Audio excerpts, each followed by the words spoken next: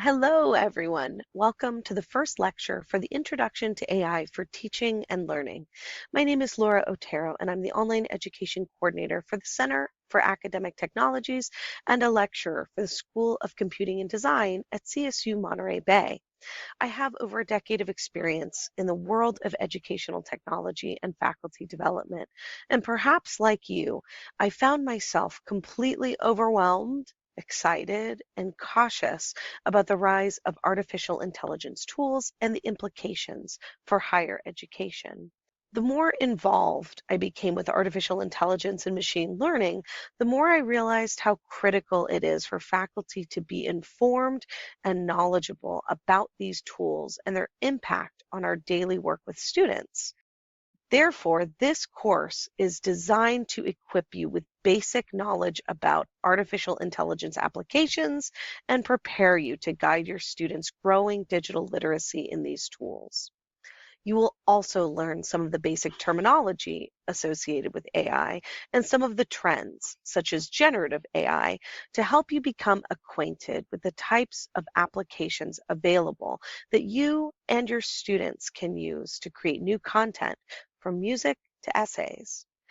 And of course, you will examine the ethics of the use of these tools, as well as methods and applications available to detect AI-generated content and strategies for how to handle that situation when it occurs.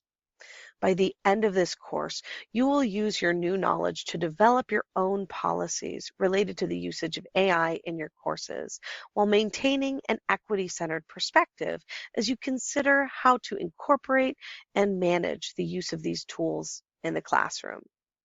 In this first lecture, we will cover basic terminology related to AI and provide examples for how we are already using AI in our daily lives. We'll also introduce some concerns and opportunities for new AI models related to teaching and learning. And one thing to be aware of as we work through this content is that you are likely approaching this information with two lenses, if not more. The first is your learner lens. You are here to learn this terminology. You're here to learn more about AI. But I want you to keep your educator lens as well. Some of this early content may not be entirely new to you. Maybe you've seen this in a webinar or you've read about this in a news article. But it still may be valuable because it offers one more example that you can draw from when it comes time to educate your own learners. In this way, this content serves as both a training and a train the trainer.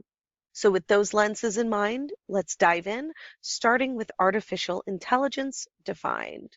Artificial intelligence is a fairly general term that can be hard to explain if your students begin asking questions about it.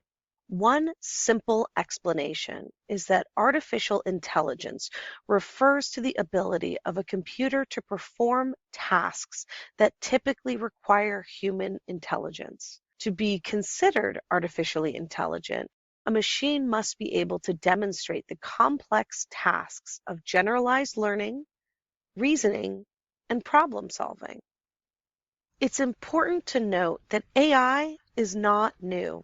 It has been present in our lives for quite some time. Consider our phones, surveillance, social media, Grammarly. Whenever you see tools that make predictive suggestions, it is likely powered by AI.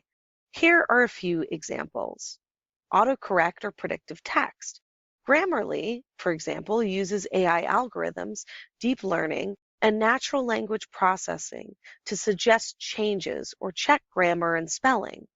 We see these predictions in our text messaging, our emails, and more to enhance communication.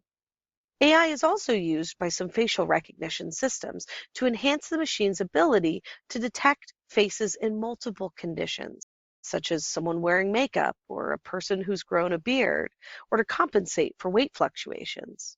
The AI is effectively predicting how a face might change over time or in certain conditions to still accurately recognize a face.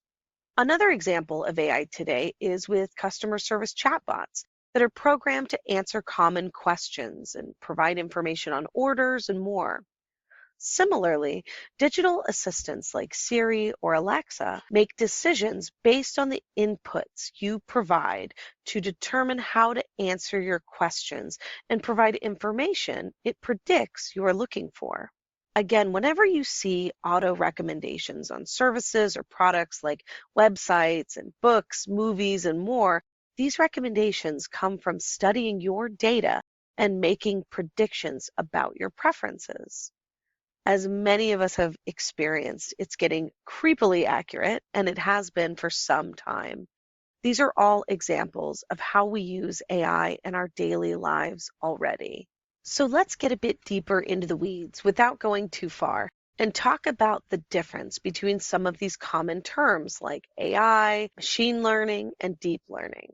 As discussed before, AI is a general term, like an umbrella for machine learning, ML, and deep learning, DL. Machine learning refers to the process of how a machine is trained on data through the use of algorithms to make predictions. Deep learning is a subset of machine learning and learns through neural networks that are similar to the human brain. They take multiple inputs and engage pattern recognition to be able to make better, more accurate predictions with less reliance on humans.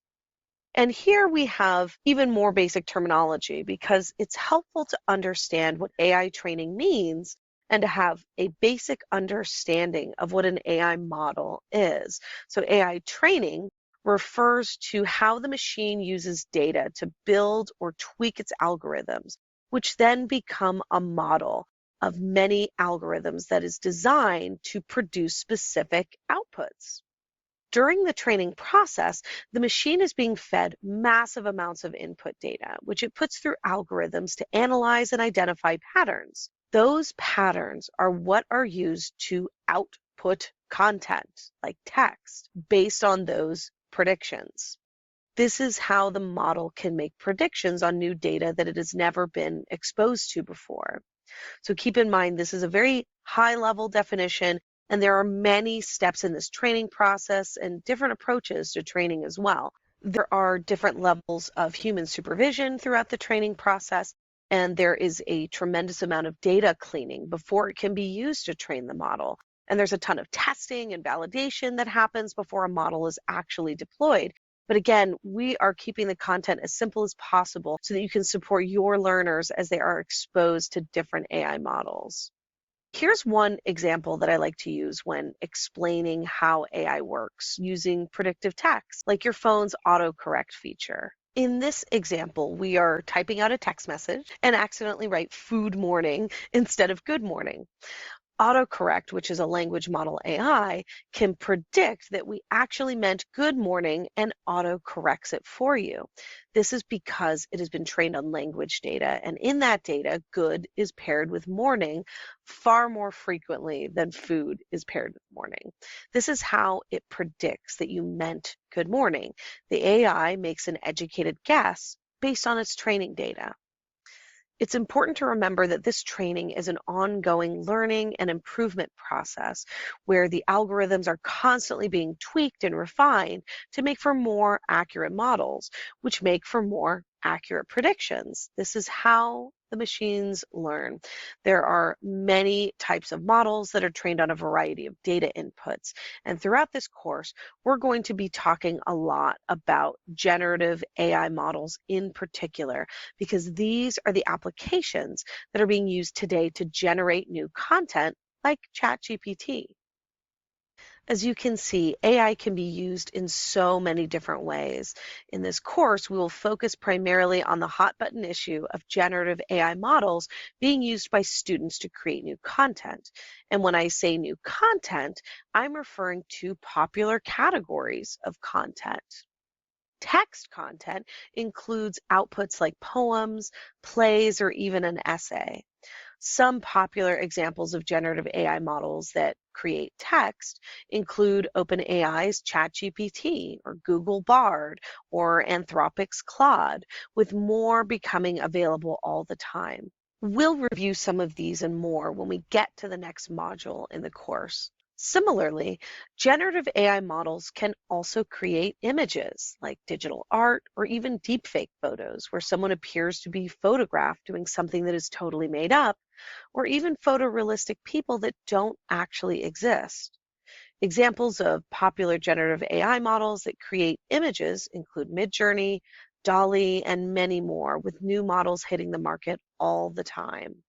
Other types of content can be created through AI as well, like music and computer code. We'll talk more about these in the upcoming modules, and you'll get to see examples of AI generated content, as well as use some of these AI models to generate your own content. There are many concerns with the increasing availability of these new AI technology tools. One of the big concerns is the potential for students to cheat using these tools. Whether they create an essay in seconds by using ChatGPT or generate an image to pass a digital art class, questions of plagiarism and academic integrity abound. There are also questions about the inherent bias in these technologies, including issues like race or the proliferation of fake news. There have been cases of so-called hallucinations by AI, where it creates completely made-up sources to support its own claims. Sometimes the content produced is incomplete or only partially true because critical details are left out. There are also concerns related to copyright. When AI models are fed copyrighted content and produce new work that is substantially similar, is it really new work, or is it simply inspired by the copyrighted material? Other issues are present as well, like the question of data sharing by engaging in the use of these tools, or even deeper questions about job security and fears of being replaced. These are all real concerns, and your colleagues are likely experiencing the same questions. The truth is that there are more questions than answers, and this course will not provide all of those answers. But as you navigate through the content, keep in mind that the goal of this course is to help you begin to equip yourself with the foundational knowledge you need to begin to understand the opportunities and the concerns related to AI tools and teaching and learning. You will be guided through the process of experimenting with many of these AI tools yourself to begin developing your own policies governing the use of these tools in your classroom. You will also be introduced to how to detect the usage of AI tools and how to approach those conversations with students while keeping equity and inclusion and the benefit of all students at the forefront. Keep in mind that AI is in a state of exponential growth and change, and some of the limitations and challenges will evolve. Remember to also engage with the supplemental learning materials posted below this video. There are required resources and optional resources, so make sure to review all of the required resources at minimum. After engaging in the required instructional materials, you'll participate in a quiz on the information covered in this presentation and in the required supplemental resources. Then you'll participate in an activity to demonstrate your mastery of the material. Remember, support is available, and if at any point you feel overwhelmed, please do pause or step away from the course to maintain your engagement with the materials. Also, beware of rabbit holes. This information can be really interesting and fascinating to dive into, but try to limit yourself to staying on task so that it doesn't take more than the allotted hours. Thank you for watching, and scroll down below this video when you're ready for the next set of instructional materials.